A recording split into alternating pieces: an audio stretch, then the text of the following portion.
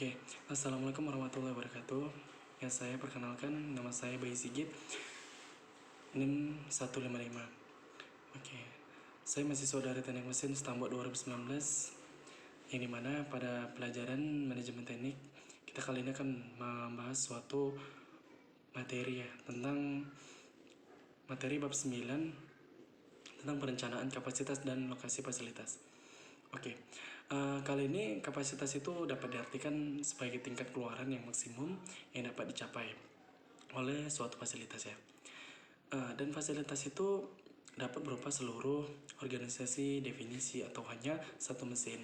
Perencanaan kapasitas dalam perusahaan itu biasanya dilakukan dalam dua tingkat. Masing-masing dalam suatu keputusan itu strategis atau praktis. Oke, kali ini yang dapat kita bahas adalah dalam tingkat pertama dalam keputusan kapasitas yang bersifat strategis dan berjangka panjang. Dan disinilah perusahaan memutuskan investasi suatu fasilitas ya, dalam peralatan baru yang harus dilakukan gitu. Oke. Karena keputusan ini bersifat strategis, jadi perusahaan harus menjalani untuk waktu yang lebih lama ya. Oke. Selain itu, mereka membutuhkan pembelanjaan modal yang besar dan akan berdampak besar pada kemampuan perusahaan. Gitu.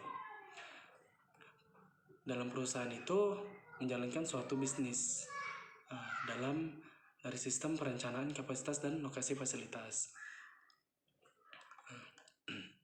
Oke. Kapasitas tingkat kedua ini lebih bersifat taktis ya, atau berfokus pada masalah jangka pendek yang mencakup perencanaan tenaga kerja, inventaris, dan penggunaan mesin sehari-hari gitu. Dalam bab ini kita fokus pada keputusan kapasitas strategis jangka panjang gitu, karena keputusan kapasitas jangka pendek itu terlalu simpel untuk dibahas gitu. Oke.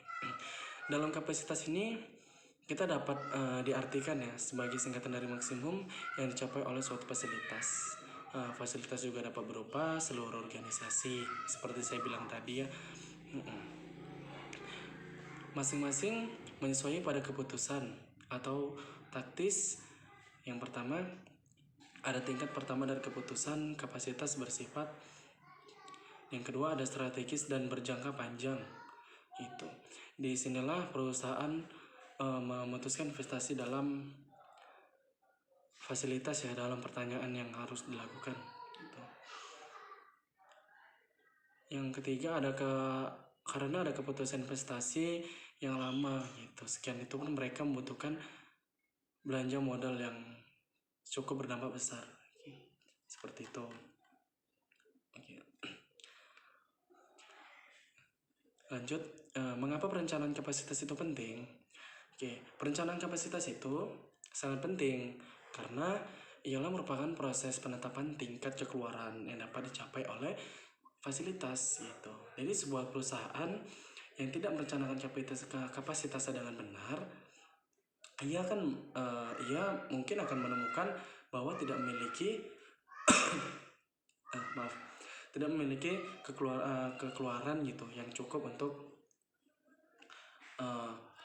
perusahaan dalam banyak hal yang diinvestasikan gitu dalam keadaan diam. Dalam contoh itu berarti tidak dapat menawarkan kursus yang cukup untuk menampung ya, semua siswa menawarkan kursus yang cukup menampung siswa atau memiliki terlalu sedikit siswa di ruang kelas, seperti itu. Dan kedua kasus tersebut mahal bagi universitas. Oke, contoh lainnya itu dapat kita artikan ya, adalah contoh seperti kayak toko roti. Dalam toko roti itu tidak memiliki kapasitas yang cukup, berarti tidak mampu menghasilkan cukup makanan yang dipanggang oleh memenuhi penjualan.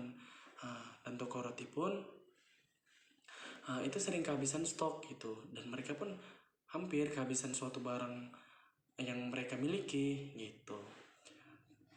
Dan pelanggan pun itu mungkin mulai akan pergi ke tempat lainnya atau mencari toko roti lainnya, seperti itu. Selain itu, toko roti itu tidak akan dapat memanfaatkan permintaan atau sebenarnya yang tersedia gitu. Di sisi lain pun, jika ada terlalu banyak kapasitas di toko roti, akan itu mengeluarkan biaya fasilitas yang sangat besar gitu. Dan tidak perlu, kalau di toko roti itu tidak perlu menggunakan biaya yang terlalu besar, serta biaya operasional yang jauh lebih tinggi dari itu pun yang diperlukan gitu, seperti itu.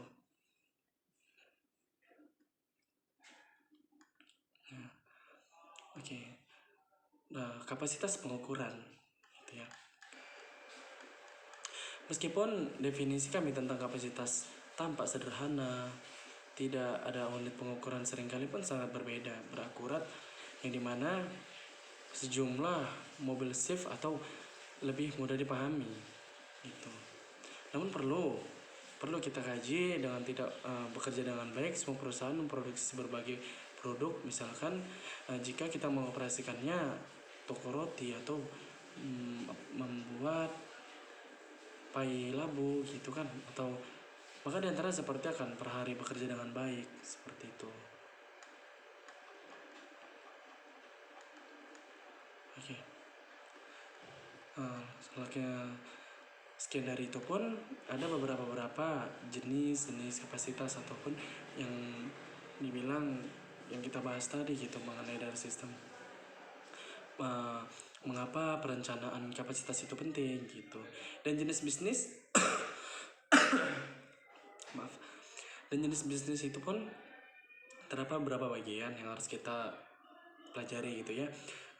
Yang pertama ada produsen mobil, kapasitas jam kerja atau kapasitas mobil persib, atau jenis bisnis. Yang kedua jenis rumah sakit gitu, tempat tidur yang tersedia per bulannya, kapasitasnya jumlah pasien gitu, atau ruang tamu, pizza, jam kerja per hari gitu, atau jumlah pizza per hari.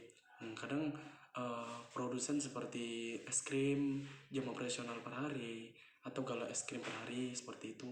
Total retail, ruang lantai dalam kaki persegi, atau pendapatan sehari-hari. Oke. Perhatikan bahwa setiap bisnis itu dapat mengukur kapasitas dengan cara yang berbeda, dan kapasitas itu diukur dari jumlah baik menggunakan cara input maupun output gitu. Ukurannya keluar seperti jumlah mobil atau persibnya, lebih mudah dipahami gitu. Namun mereka tidak bekerja dengan baik, seperti itu. Jika merupakan mengoperasikan toko roti yang hanya membuat pai labu atau makanan takaran seperti paper, hari akan bekerja dengan lebih baik, seperti itu. Saat pembahasan kapasitas atau fasilitas, kita memerlukan dua jenis informasi. Yang pertama adalah jumlah kapasitas yang tersedia yang akan dimiliki oleh fasilitas kita. Yang kedua adalah efektivitas. Pengguna kapasitas yang akan memberitahu kita seberapa efektif kita menggunakan kapasitas yang tersedia, seperti itu.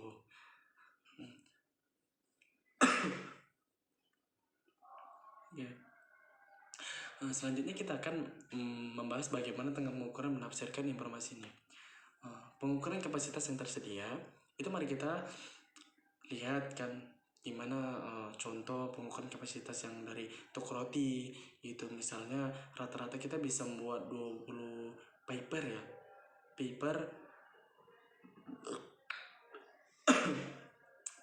atau pai labu, atau kue yang berbentuk seperti pai labu, itu 20 pai per hari, seperti itu. Namun kalau jika kita benar-benar terdesak seperti saat liburan, mungkin kita bisa membuat 30 pai per hari. Manakah dari tersebut berikut ini yang merupakan kapasitas kita kan sebenarnya kita tidak membuat lama-lama gitu. Mengatakan bahwa 30 per hari adalah kapasitas kita yang akan menyesatkan. Di sisi lain pun mengatakan bahwa 20 pai per hari adalah kapasitas kami, tidak mencerminkan bahwa kami tidak dapat perlu memproduksi atau mendorong produksi kami menjadi 30 pai, seperti itu. Melalui contoh yang kita bahas, kita dapat melihat bahwa ukuran kapasitas yang berbeda berguna karena memberikan jenis informasi yang berbeda. Berikut kita akan membahas berikut dua ukuran kapasitas yang paling umum. Oke. Contohnya seperti itu. Yang pertama adalah kapasitas desain. Kapasitas desain